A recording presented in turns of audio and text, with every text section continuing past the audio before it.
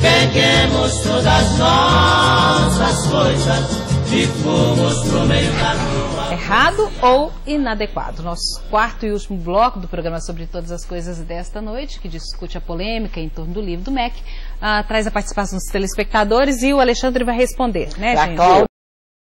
Sim, eu lembro bem da pergunta da Cláudia, né?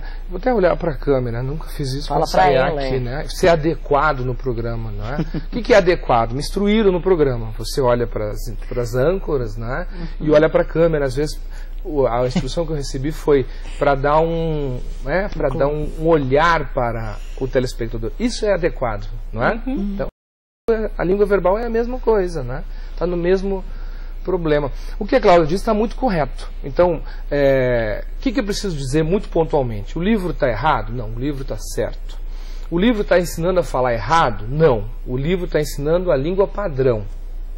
E a adequação linguística é que vai dizer se você tem que seguir a língua padrão, se for um texto escrito, ou se você estiver falando formalmente, ou se você pode usar muitas das variedades que existem, porque não é só uma variedade, né, num contexto mais informal, que pode ser na casa, na rua, no bar, etc. O que a Cláudia lembra muito bem é que muito antes desse livro, você tem a constituição dos parâmetros, não é? E nos parâmetros de língua portuguesa, está dito muito claramente que você tem que partir das variedades dos alunos, comparar com a variedade padrão, para que ele possa, do conhecimento gramatical que ele já tem, chegar à variedade padrão. Então, se ele não faz a concordância padrão, algum tipo de concordância ele faz, né? Então, por exemplo, a marcação de plural no artigo, ninguém apaga. Então, ela lembra, ainda no final da pergunta, a questão da transversalidade, né? Os temas transversais, dentre os quais tem a diversidade cultural. Se você não trabalhar com as variantes linguísticas, como é que você vai trabalhar com a diferença do gaúcho, do pernambucano, do Paraná? Eu acho que de alguma forma, você dizendo isso, você responde ao Wagner Batista, que disse o seguinte: ao que parece, os debatedores querem relativizar o ensino da língua e a própria língua portuguesa em nome do bom mocismo ou do politicamente correto. Então, não há ignorá-las? Wagner. Para vocês, o que vocês acham? Não, há regras e a gente deve conhecê-las. Agora, faz parte dessas regras, inclusive a regra de saber qual linguagem usar em qual contexto. Essa é a grande regra que a gente esquece. Então, mas uma pessoa que não for ensinada, ela não vai dar conta de usar a linguagem correta no ambiente adequado. É a grande justiça. É a grande justiça. Que o livro se propõe. O livro se propõe a isso. E ele faz essa estratégia que eu acho interessante, que é chegar para o aluno do EJA, que é o adulto que não frequentou a escola, chegar para esse adulto e dizer: você fala nós vai?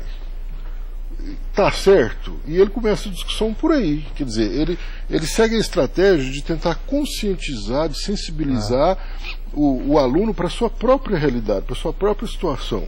Em seguida, então, o livro começa a construir esse discurso. Pois então, você pode falar nós vai, mas depende do contexto. O dia que você for numa audiência, numa reunião de trabalho, numa entrevista, numa prova, você não deve falar assim.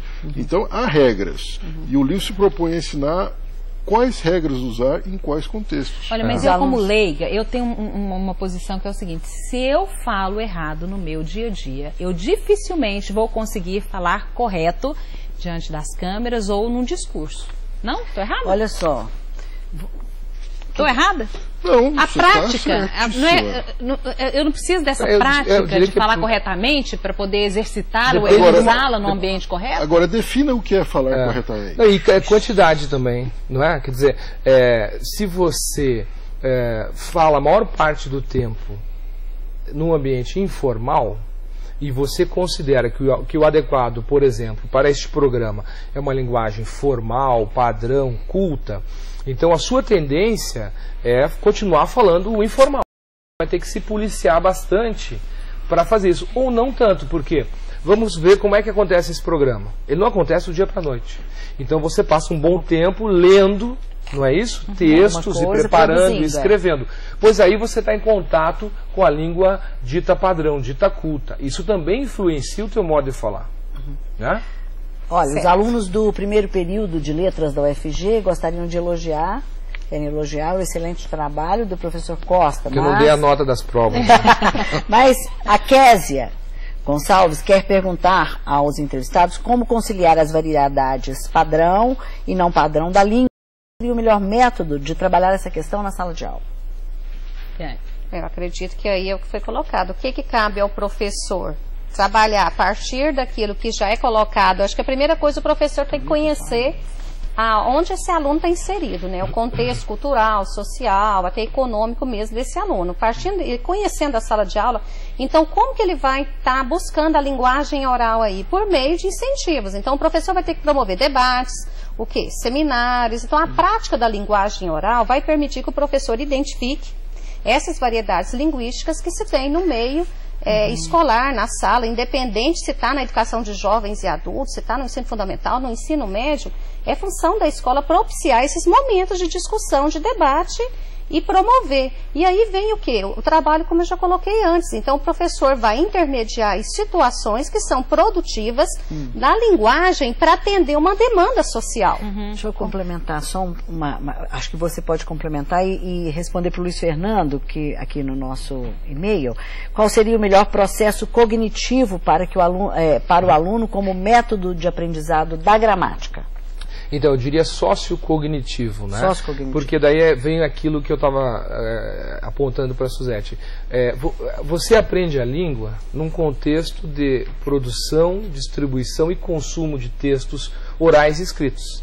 Então, ele é sociocognitivo. O aluno ter contato com a língua escrita é ter contato com uma variedade padrão. Então, ele vai usar a variedade oral na sala de aula e vai ouvir uma variedade padrão da professora. Eventualmente uma variedade não padrão da professora. E a professora vai levá-lo, o professor, a comparar. Esse é o grande mérito, como dizia o Volney, deste livro aqui. A professora permite, a autora do livro, ela permite que o estudante reflita, né? O autor do livro, a professora, ela permite que ele reflita, que ele pense sobre a própria forma como ele fala e quando ele fala, enquanto ela, no livro, ela passa a lição inteira ensinando língua padrão, sobretudo escrita. Que a gente não pode sair deste programa sem dizer isso. A lição, como é a primeira fala do professor Volney, né?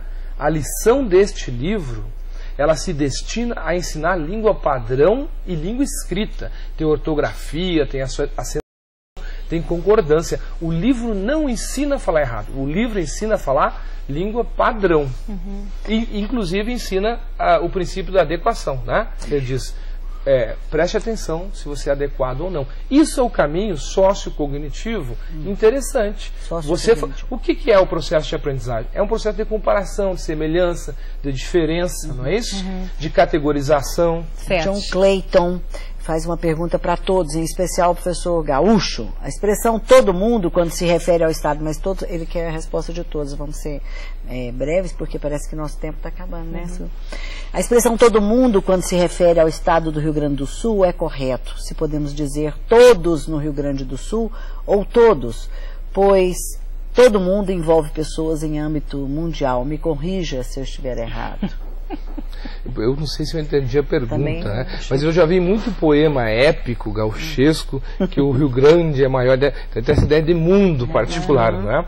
Agora, elas são semanticamente, né? Todos nós, todo mundo, isso é muito frequente, muito recorrente, né? Então todo mundo é mais uma linguagem informal, não é?